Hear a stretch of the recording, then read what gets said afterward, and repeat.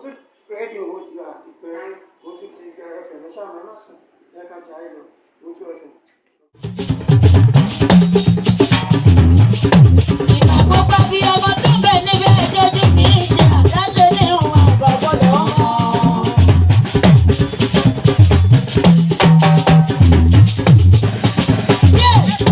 Ó ti mú ọ̀dẹ̀ ìṣòwò ọjọ́ yìí pé olùwàjọ mi lójú kìí kan.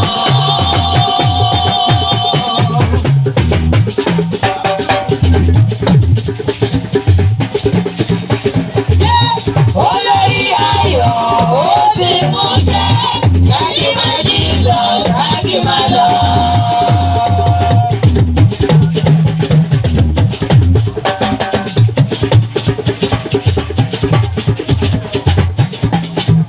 Ìbà gbogbo kọrin tí bẹ́ẹ̀ níbi ẹjọ́jú mi ṣe.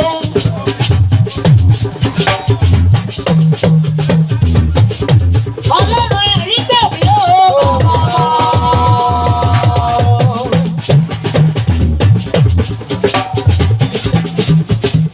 Ọlọ́run máa ń fò ọba àgbẹ̀lú mo kí yín ọba. Onímọ̀ lè jẹ́ láti wí pé olùwàjọ mi lójú gidi kan. Olórí ayọ̀ ó ti mú ṣẹ́ dákì máa yí lọ dákì máa lọ.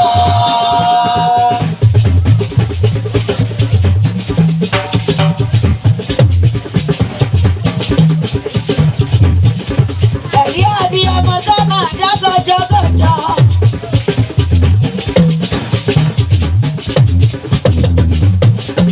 Ọlọ́run oníbèrè ìgbéyàmọ.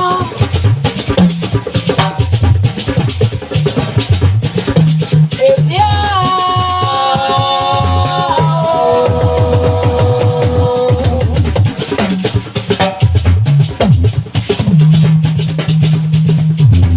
Abiyamọ lè rí yẹn ọlọ́jà gbọ́rọ̀. Abiyamọ lè rí yẹn ọlọ́jà gbọ́rọ̀.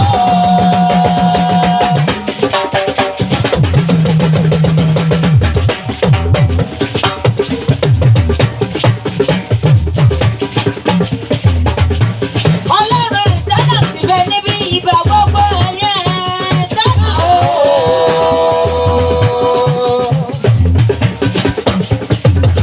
Ọlọ́run mọ̀ torí mọ̀ ládé ọmọ tó wọ́n láṣẹ. Abiyamọ lè rí yẹn o ọlọ́jà gbọ́rọ̀. Abiyamọ lè rí yẹn ọlọ́jà gbọ́rọ̀.